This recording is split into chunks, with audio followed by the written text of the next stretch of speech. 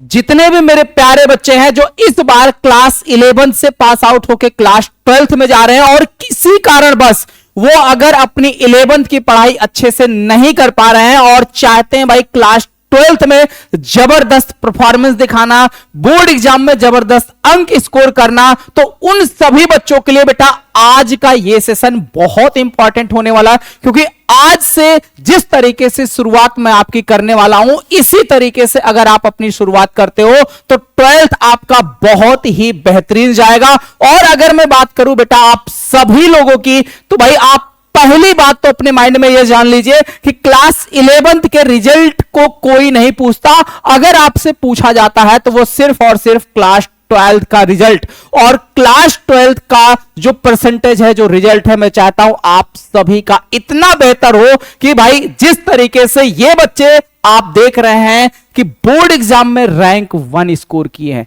यानी शुभम क्लासेस से पढ़कर लगातार 2 साल से बच्चे बोर्ड एग्जाम में रैंक 1 स्कोर कर रहे हैं, तो आप भी रैंक 1 स्कोर कर सकते हैं। लेकिन इसके लिए जैसे मैं आपको बताऊं उसी तरीके से आपको अपनी शुरुआत करनी होगी, क्योंकि ये जो चैप्टर मैं आपका स्टार्ट करने वाला हूं, ये पहला जो चैप्टर है ये आपके क्लास 12th में भी काम आता है।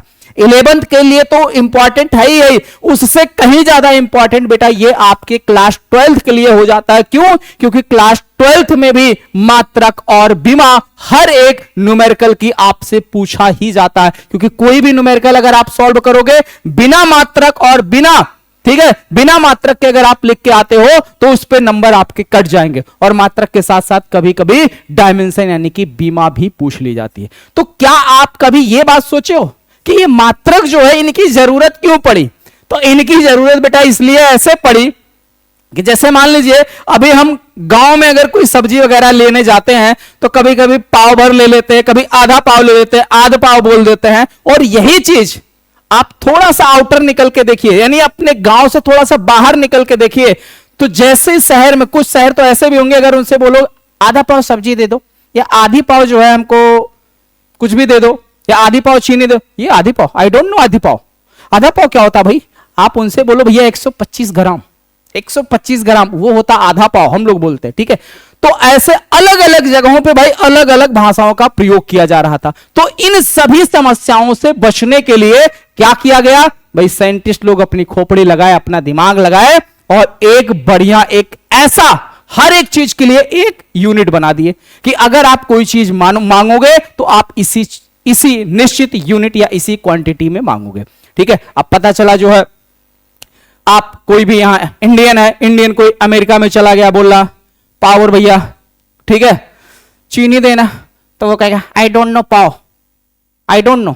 आप कहना क्या चाह रहे हैं भाई, ये पाव होता क्या है? तो इन सारी समस्याओं से बचने के लिए ये हमें मापन की जो है आवश्यकता हुई, ठीक है, और ऐसा मापन लाया गया जो हर जगह पर, हर प्लेस पर सेम हो। और इस चैप्टर की शुरुआत मैं आज आपको क्लियर करने वाला हूं, तो जितने भी बेटा इस सेशन को देख रहे हैं शुरू से लेकर लास्ट तक पूरा एकदम अच्छे से देखना, जिससे बिल्कुल आराम से एकदम बेसिक से ये सब कुछ आपका क्लियर हो सके।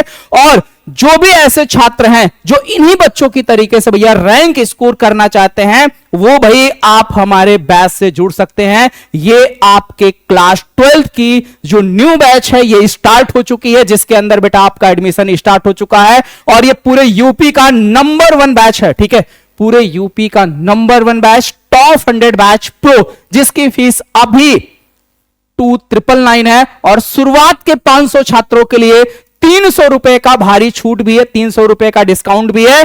तो जो शुरू के 500 छात्र हैं उनके लिए बेटा 300 रुपए का डिस्काउंट भी है, 300 रुपए का छूट है। जैसे ही 500 छात्र पूरे हो जाएंगे इस बैच की प्राइस ये वापस से हो जाएगी। तो फटाफट भाई जितने भी ऐसे बच्चे हैं जो इस बार 11th पास होकर 12th में जाने वाले हैं उनके लिए बिल्कुल वरदान है। तो इस बैच से जुड़ने में आप बिल्कुल भी देरी मत करें। बैच से जुड़ने के लिए आप दिए गए नंबर पर कॉल, मैसेज, व्हाट्सएप कर सकते हैं। और बैच में बेटा क्या क्या फीचर हैं, क्या क्या चीजें आपको मिलेंगी, ये सबसे इंपॉर्टेंट है। क्या है? सबसे पहली चीज तो आपको हर एक सब्जेक्ट का चैप्टर नंबर 1 से भाई लाइव क्लास मिलेगा। और आपको कलरफुल टॉपर्स नोट्स मिलेंगे। साथ ही साथ जो कुछ भी आपको लाइव में पढ़ाया जाएगा उसका तुरंत आपको स्मार्ट क्लास नोट्स भी मिल जाएगा पीडीएफ फॉर्म में। साथ ही साथ chapter wise important question answer आपके लिए अलग से भाई डाउट क्लास भी आपको मिलेगी। हर संडे बेटा आपका टेस्ट होगा, PYQ सॉल्यूशन यानी प्रीवियस ईयर क्वेश्चन पेपर का सॉल्यूशन होगा और वन शॉट रिवीजन होगा, यानी आपके सिलेबस कंप्लीट होने पर तुरंत आपको चैप्टर वाइज वन शॉट यानी एक ही वीडियो में आपके पूरे चैप्टर का कंप्लीट रिवीजन कराया जाएगा। A to Z बेटा पूरी कंप्लीट तैयारी, और बैच के अंदर आपको लाइव और रिकॉर्डेड क्लासेस दोनों देखने को मिलेगी। ठीक है, जिस चीज की यानी जो बच्चा लाइव नहीं देख पाएगा तो उसके लिए वो रिकॉर्डेड क्लास भी रहेगी, आराम से आप एनी टाइम कभी भी अच्छे से आप देख सकते हैं। तो उसके लिए भाई, और जितने भी बच्चे इस टॉप 100 बैच प्रो से ऐड होते हैं या जुड़ते हैं, उन्हें आने वाले सारे बैच बिल्कुल फ्री में मिल जाएंगे। तो किसी और बैच में पेमेंट करने की आपको कोई भी जरूरत नहीं। ये सारे batch top 100 batch 2.0, crash course, Brahmastra batch, Sanjeevani batch, A to Z सारे बैच बेटा आपको फ्री मिल जाएंगे अगर आप टॉप 100 बैच प्रो से जुड़ते हो तो। ठीक है, और शुरू के 500 छात्रों के लिए जैसा कि हमने कहा कि 300 रुपए का डिस्काउंट है, तो 300 रुपए की आपको छूट मिल जाएगी। ठीक है, चलिए, और बैच से जुड़ने के लिए इस दिए गए नंबर पर आप कॉल मैसेज व्हाट्सएप कर लीजिएगा, आपको पूरी डिटेल जानकारी मिल जाएगी। आइए अब हम बात करते हैं बेटा मापन की हमें जरूरत क्यों पड़े। तो सबसे पहले तो बेटा आप ऐसे समझ लो, ठीक है, कि कुछ साल पहले चले जाओ तो अलग अलग जगहों पे अलग अलग चीजें चलती थी। अभी भी आज के टाइम पे अगर आप केक लेने जाओ तो केक जो है अभी भी आपको पाउंड में ही मिलता है। 1 पाउंड का है, 2 पाउंड का है, 3 पाउंड का, कितने पाउंड का है। तो पाउंड नाम आप सुनने को पाते होंगे बेकरसी वाले दुकान पे, यानी जो बेकरी वाले होते हैं जो केक बनाते हैं उनकी दुकान पर अक्सर आप पाउंड में सुनोगे। ठीक है, तो केक जो है अभी भी आपको पाउंड में ही मिलता है। तो ऐसी कई सारे अलग अलग जगहों पर बेटा अलग अलग सिस्टम चलते थे। तो पहले कुछ ऐसे सिस्टम थे जो मैं आपको थोड़ा सा आपको परिचित करा दूं। आपका पहले भाई चलता था आपका एक FP सिस्टम। कौन सा सिस्टम चलता था? FPS। ठीक है, F यानी फुट, पाउंड और सेकंड सिस्टम।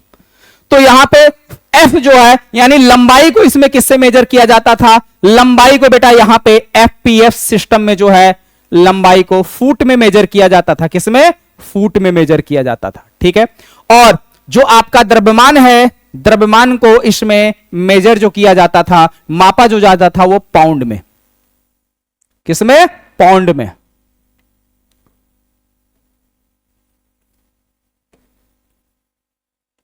ओके, और जो समय था, समय तो भाई आपका सेकंड में ही मेजर किया जाता था। किसमें?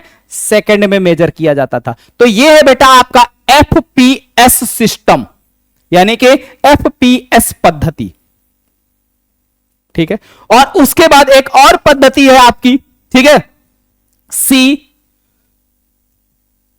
या MKS पद्धति। अच्छा, MKS तो बाद में आई, उससे पहले है भाई आपकी CGS, जो कि अभी भी आपको देखने को मिलता, अभी भी ये पद्धति जो है चली आ रही है। तो ये CGS पद्धति क्या है भाई?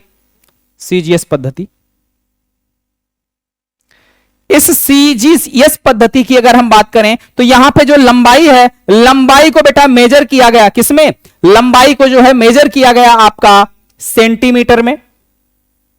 ठीक है, और जो आपका द्रव्यमान है, यहां पे द्रव्यमान को बेटा मेजर किया गया किसमें? ग्राम में। ठीक है, और जो समय है, समय को तो भाई हर जगह सेकंड में ही मेजर किया गया, समय को मेजर किया गया सेकंड में। ठीक है, तो ये था भाई आपका CGS। ठीक है, और एक है भाई आपका जो अभी प्रेजेंट में आपका चल रहा है वो MKS। ठीक है, MKS पद्धति। यहां पे जो लंबाई है, यहां पे लंबाई को मेजर किस में किया गया? लंबाई को मेजर किया गया मीटर में। ठीक है, द्रव्यमान को यहां पे मेजर किया गया किसमें? किलोग्राम में। द्रव्यमान को किस में मेजर किया गया? किलोग्राम में।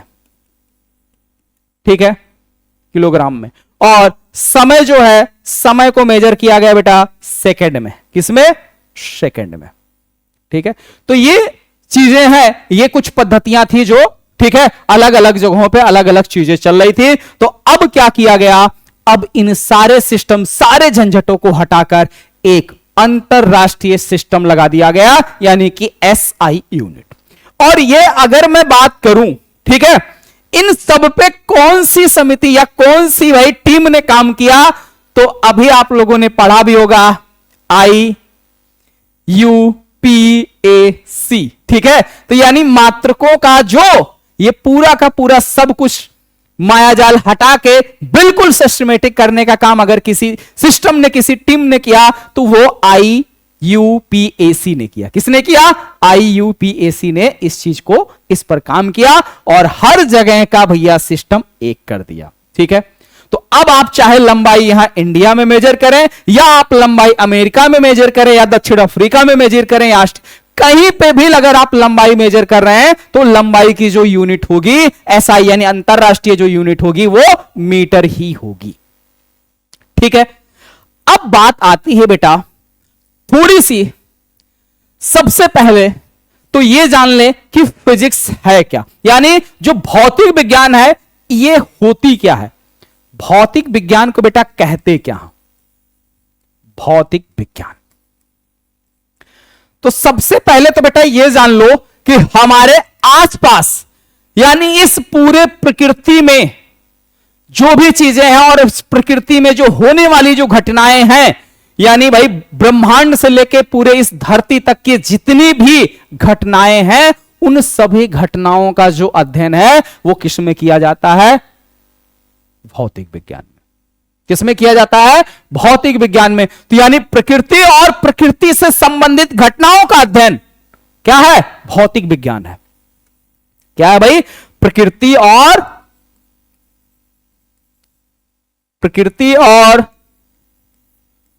प्रकृति से संबंधित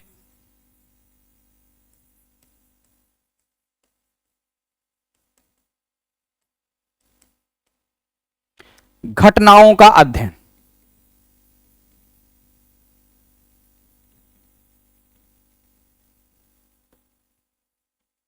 ठीक है। तो यानी जो भौतिक विज्ञान है वो क्या है? प्रकृति और प्रकृति में जो होने वाली घटनाएं हैं उन सभी का जो अध्ययन है वो पूरा का पूरा हमारा क्या है भाई? भौतिक विज्ञान है। ठीक है, ओके। अब भौतिक विज्ञान में बात आती बेटा भौतिक, ठीक है, राशियों की। तो इसमें सबसे पहले हम बात करते हैं भौतिक, एक एक करके सिस्टम से चलेंगे, ठीक है। भौतिक राशियां, भौतिक राशियां क्या है जरा इस पर ध्यान दीजिए बेटा। भौतिक राशियां, अगर हम बात करें बेटा आपसे भौतिक राशियों की, इसकी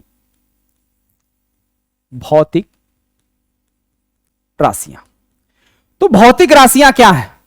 एक मूवी आपने देखा भाई, गैंग ऑफ, ठीक है, नहीं कौन से भाई मूवी का नाम मुझे नहीं याद है। मूवी में भाई है नवाजुद्दीन सिद्दीकी जी और वो बोलते हैं कि हम तोहरा से इतना प्यार करीले, इतना प्यार करीले, इतना प्यार करीले, मां कसम क्या बताएं कितना प्यार करते हैं, ठीक है। और इस माउंटेन द माझी मूवी कौन सी है? माउंटेन द माझी। तो ये जो माउंटेन द माझी वाला मूवी है उसमें भाई ये सीन है कि हम तुमसे इतना प्यार करते हैं, इतना प्यार करते हैं कि मां कसम कितना बताएं कितना प्यार करते हैं। तो मतलब कुछ ऐसी चीजें हैं जिनका मेजर हम नहीं कर सकते, यानी उसका मापन हम कर ही नहीं सकते। अभी बोला ना कि भाई इतना प्यार, इतना, तो प्यार को मापने के लिए कोई भी ऐसी यूनिट या कोई भी अभी तक सिस्टम आया ही नहीं जो ये माप सके कि कोई किसी से कितना प्यार करता है। वो चाहे माता पिता का प्यार हो या दोस्ती का प्यार हो या किसी लेवल का प्यार हो, तो प्यार को मापने की कोई भी इकाई नहीं है। तो यानी जिसकी मापन संभव ही नहीं है तो भाई उसको कोई राशि हम कह ही नहीं सकते। लेकिन जिन भौतिक यानी जिसका मापन संभव है उसे हम कहते हैं भौतिक राशियां, ठीक है। तो जिनका मापन संभव हो उसी को हम कहते हैं भौतिक राशियां, बाकी जिसका मापन संभव नहीं है उसको हम भौतिक राशियां नहीं कहते हैं, ठीक है। तो बात समझ में आ गई। भौतिक राशि क्या चीज है? तो भौतिक राशि वो राशियां होती हैं जिनका मापन संभव हो, जिनको हम माप सकें, वो हमारी भौतिक राशियां कहलाती हैं। अब इन भौतिक राशियों में राशियां हमारी दो प्रकार की होती हैं, एक होती हैं मूलभूत राशियां और एक होती हैं व्युत्पन्न राशियां। तो मूलभूत राशियां किसे कहते हैं और व्युत्पन्न राशियां किसे कहते हैं? जैसे अगर एक सिंपल सी मैं बात करूं, अगर दूध की बात की जाए, किसकी बात की जाए? दूध, ठीक है। तो अब इस दूध से भाई क्या बनता है?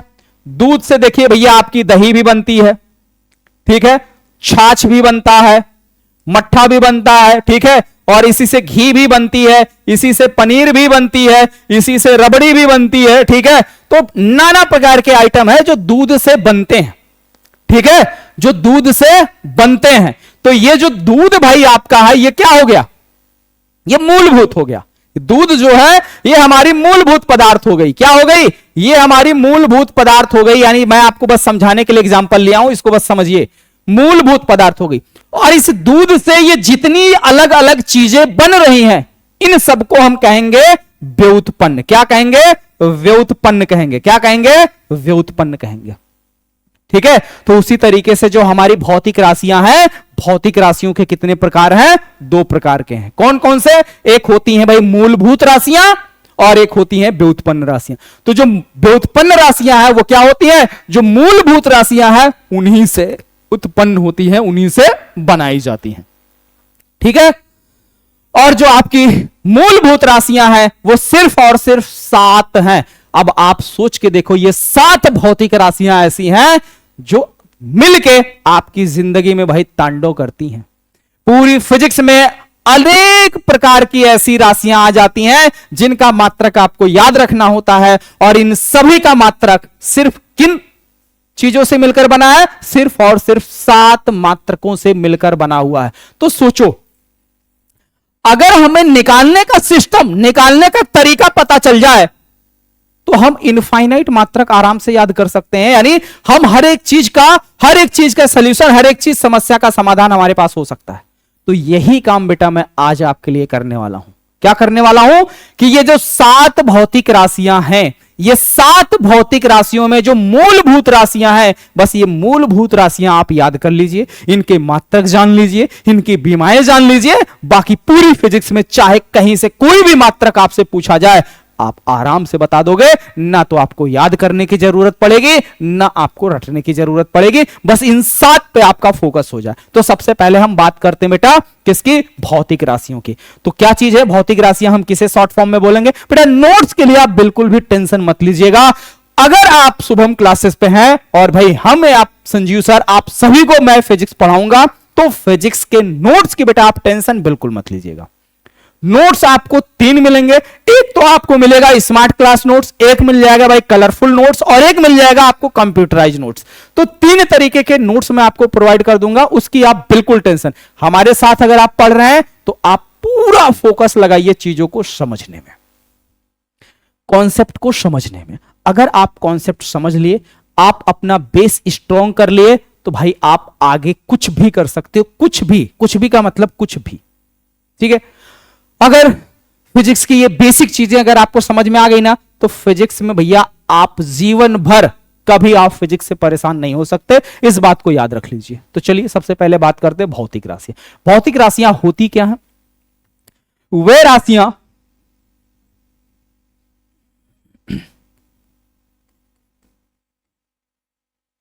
जिनका मापन संभव हो, भौतिक राशियां कहलाती हैं।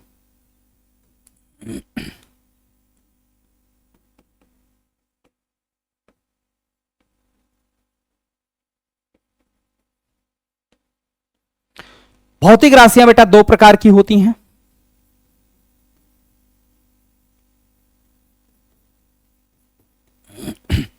भौतिक राशियां 2 प्रकार की होती हैं।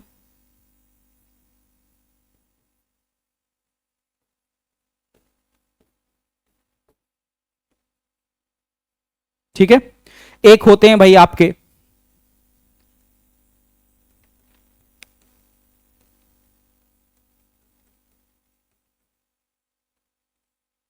ये 2 प्रकार के होते हैं। एक मूलभूत राशि, मूलभूत राशि यानी कि फंडामेंटल क्वांटिटी,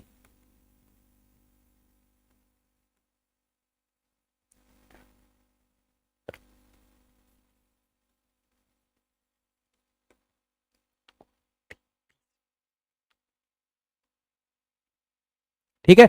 और एक होती है भाई व्युत्पन्न राशियां, व्युत्पन्न राशियां मतलब डिराइव्ड क्वांटिटी।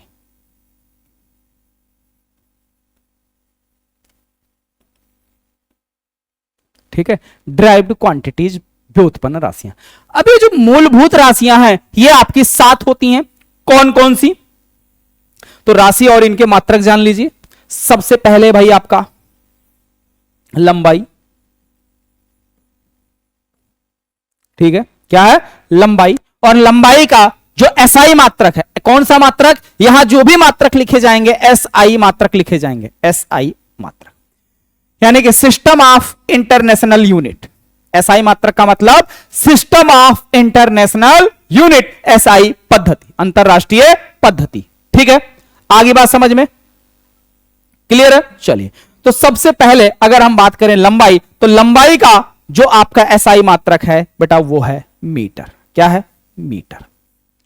ठीक है, और इसकी जो नोटेशन है, ठीक है, इसकी जो नोटेशन है, ठीक है, इसको हम किससे डिनोट करते हैं भाई? स्मॉल एम से। मीटर को स्मॉल एम से डिनोट करते हैं। ठीक, सेकंड है द्रव्यमान।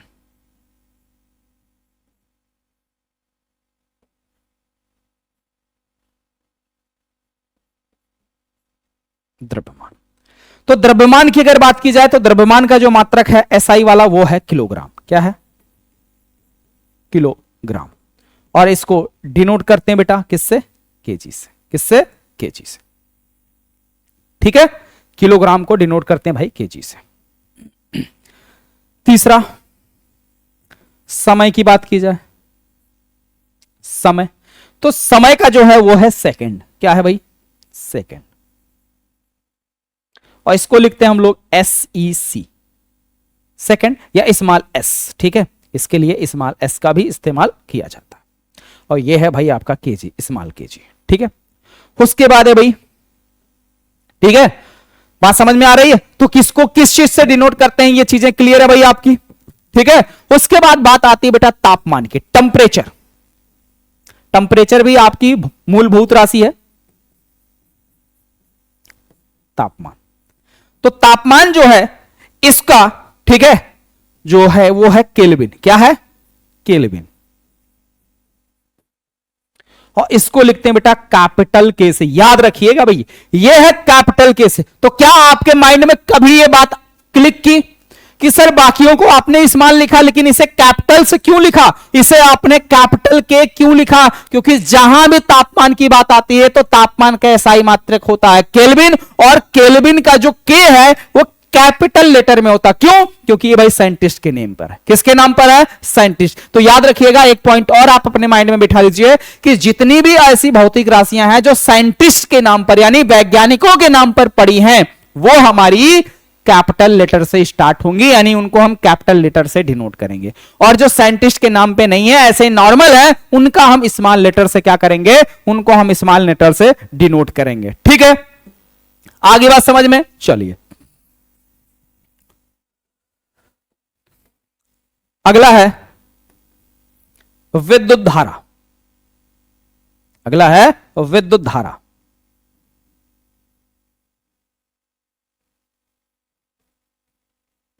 विद्युत धारा, तो विद्युत धारा का जो मात्रक होता है भाई वो होता है एम्पियर। और इसे भी कैपिटल ए से लिखते हैं क्योंकि ये भी एम्पियर एक साइंटिस्ट है, उन्हीं के नाम पे। ठीक है, उसके बाद है भाई ज्योति तीव्रता।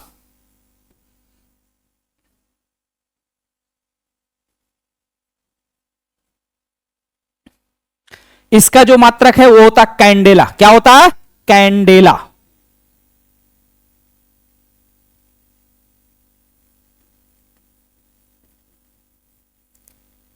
सीडी। ठीक है, कैंडेला, सीडी। ओके, तो ये हमारा क्या भाई? कैंडेला। ठीक है, एक और है, एक और है जो है पदार्थ की मात्रा। ठीक है, एक और है भाई, क्या है? एक सेकंड, थोड़ा सा जगह बनाया जाए। तुम भैया थोड़ा ऊपर चलो, थोड़ा ऊपर और ऊपर। हाँ ठीक है, सातवां है पदार्थ की मात्रा। ये ज्यादातर आपको केमिस्ट्री में देखने को मिलेगी, पदार्थ की मात्रा। तो पदार्थ की मात्रा को हम किसमें मेजर करते हैं बेटा? पदार्थ की मात्रा को हम मेजर करते हैं मोल में। किसमें? मोल में। MOLE। क्या हो गया? मोल। क्या हो गया? मोल। तो ये 7, ठीक है, ये 7 आपकी, ठीक है, ये 7 आपकी मूलभूत राशियां हैं। और अब जितनी भी अब भौतिक राशियां हैं वो सभी की सभी इन्हीं 7 से मिलकर बनाई जाती। जैसे अगर हम आपसे बोल दें बल, क्या बोल दें? बल। तो अगर बल की बात की जाए, बल, तो बल बराबर क्या होता है? द्रव्यमान और गुणे में त्वरण। और त्वरण बराबर क्या होता है? वेग परिवर्तन की दर।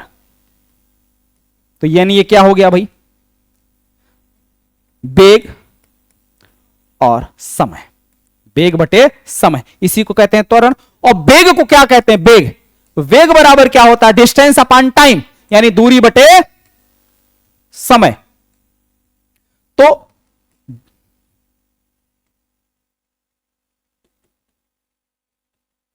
द्रव्यमान और गुणे दूरी और बटे में समय ही है। तो वेग को लिखते हैं दूरी बटे समय, और एक समय नीचे है तो समय स्क्वायर हो गया। क्या हो गया? समय स्क्वायर हो गया। क्या हो गया भाई? समय स्क्वायर हो गया। तो इस तरीके से आपका ये जो बल है, ये बल किससे मिलकर बन गया? द्रव्यमान और, ठीक है, त्वरण से, द्रव्यमान और त्वरण के गुणनफल से मिलकर भाई बना बल। अब यहां पे चीजें समझिए। अब इसी को हम बोलते हैं भाई न्यूटन। इसी के मात्रक को हम क्या कहते हैं? न्यूटन। लेकिन अगर यहीं आपसे बीमा पूछ ली जाए, क्या पूछ ली जाए? डायमेंशन, यानी बीमा। लगे हाथ आपको ये भी क्लियर कराता चलूं, बीमा, डायमेंशन। जो मीटर है, मीटर किसका मात्रक है? लंबाई। लंबाई को इंग्लिश में क्या बोलते हैं? लेंथ। तो इसकी जो बीमा होती है वो कैपिटल एल होती है। बीमा हमेशा कैपिटल लेटर और बड़े बॉक्स के अंदर। द्रव्यमान, द्रव्यमान को इंग्लिश में क्या बोलते हैं? मास। क्या बोलते हैं? मास। तो ये हो गया भाई एम, ठीक है। और जो सेकंड है, सेकंड को इंग्लिश में क्या बोलते हैं? समय को इंग्लिश में क्या बोलते हैं? समय को क्या बोलते हैं? टाइम। तो इसका हो गया कैपिटल टी। और जो आपका तापमान है, टेम्परेचर है, ठीक है, बीमा निकालने के लिए आपको पूरे सातों जानने की जरूरत नहीं है, बस सिर्फ 4। कितने? कौन कौन से? First, second, third and fifth, बस ये 4। जो आपकी है विद्युत धारा, तो विद्युत धारा की क्या होती है? इसका जो बीमा है वो इसके नाम पे नहीं बल्कि क्या है? इसके मात्रक पर डिपेंड है। तो विद्युत धारा की होती है ए। क्या होती है? ए। अब यहीं अगर आपसे बल की बीमा पूछ ली जाए तो अब आप प्यारे बच्चों क्या करोगे? बोलो, क्या करोगे? बोलो। अब आया क्या? बल बराबर आया क्या? बल बराबर आया द्रव्यमान गुणे दूरी बटे समय का स्क्वायर। तो द्रव्यमान की बीमा क्या आपके पास है? द्रव्यमान की बीमा क्या आपके पास? कैपिटल एम गुणे दूरी मतलब क्या? लंबाई। दूरी मतलब क्या? लंबाई, ठीक है। तो लंबाई का क्या हो गया भाई? मीटर। और मीटर की बीमा क्या है? Capital L. तो ये हो गई भाई कैपिटल एल। और नीचे आपका है समय। समय का क्या है? समय टाइम, यानी कैपिटल टी। तो यानी ये कैपिटल टी का स्क्वायर। अब ये बीमा के लिए सभी को एक साथ ऊपर लिखा जाता है, तो सबको कर लो एक साथ। तो एम एल और ये टी की पावर 2 नीचे है, ऊपर जाएगी -2 हो जाएगी, टी की पावर -2। तो बेटा ये सिंपल तरीके से निकल के आ गई भाई आपके बल की बीमा। ये निकल के आ गई बल की बीमा। तो इस तरीके से आप सिर्फ और सिर्फ इन 7 भौतिक राशियों पर फोकस कर लो, और डायमेंशन के लिए, बीमा के लिए ये 4 भौतिक राशियां आप याद कर लीजिए कि इन 4 भौतिक राशियों की ये बीमाएं होती हैं। बाकी पूरी फिजिक्स के अंदर कभी आपको बीमा रटने की जरूरत नहीं पड़ेगी, ये मेरी गारंटी है, ठीक है। ये मेरी गारंटी है कि आपको कभी बीमा रटने की जरूरत नहीं पड़ेगी। बस आप सिर्फ इतना समझ लेना कि जो आपकी जितनी भी व्युत्पन्न राशियां हैं, जितनी भी 1000, 2000, 10,000, 1 लाख, 10 लाख, जितनी भी व्युत्पन्न राशियां हैं, अगर उन व्युत्पन्न राशियों को आप तोड़ना सीख गए कि मतलब वो कौन सी मूलभूत राशियों से मिलकर बनी है, तो जैसे अगर यहां बल की अगर हम बात करें तो ये बल आपकी 3 मूलभूत राशियों से मिलकर बनी है, और वो कौन कौन सी हैं? वो है द्रव्यमान और लंबाई और समय। तो 3 मूलभूत राशियों से मिलकर आपका बल बना है। बस ये मूलभूत राशियों से जो आपका बल बना है वो आपको पता चल जाए तो आप बीमा आराम से निकाल लेंगे। और ये चीजें पता कैसे चलेंगी वो सब कुछ मैं आपको हर एक भौतिक राशि के साथ बताता चलूंगा। जितनी भी चीजें मैं आपको पढ़ाता चलूंगा पूरा उसका पोस्टमार्टम आपके लिए मैं करता चलूंगा, जिससे आपको कभी रटने की चीजें जरूरत ना पड़े। ठीक है, तो अब व्युत्पन्न राशियां क्या है? तो भाई वे भौतिक राशियां जो मूलभूत राशियों से मिलकर बने होते हैं उसे हम कहते हैं व्युत्पन्न राशियां। तो इसकी परिभाषा क्या हो गई? वे राशियां जो मूलभूत राशियों से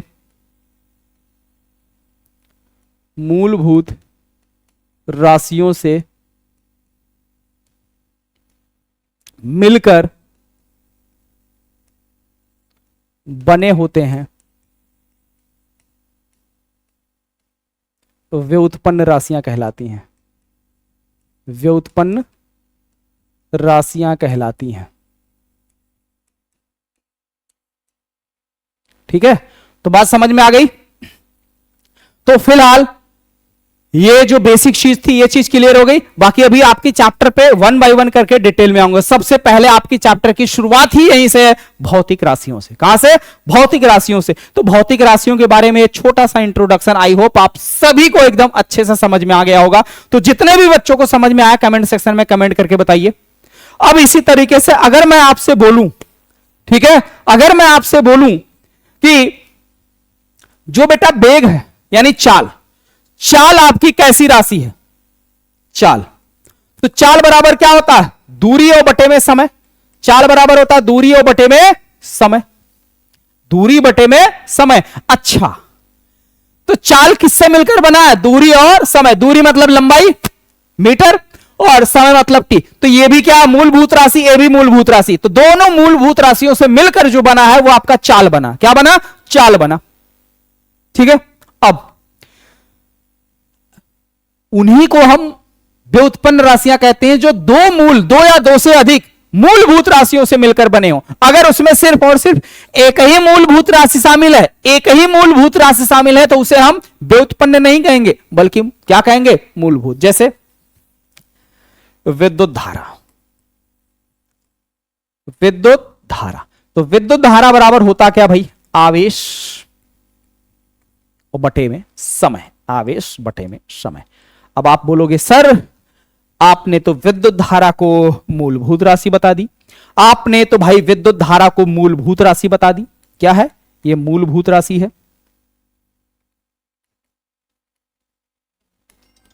ठीक है, विद्युत धारा जो है ये हमारी क्या है? मूलभूत राशि है। राइट, लेकिन ये जो विद्युत धारा है ये दो राशियों से मिलकर बन रही। कौन कौन सी? एक तो भाई हमारे पास है आवेश और दूसरा है समय। एक हमारे पास है आवेश, दूसरा समय। तो अगर हम बात करें बेटा यहां समय की, तो समय तो आपको पता है कि यह है मूलभूत। क्या है? मूलभूत राशि। लेकिन इसका हम मापन कर सकते हैं, समय का मापन हम कर सकते हैं। ठीक है, समय का मापन होता है।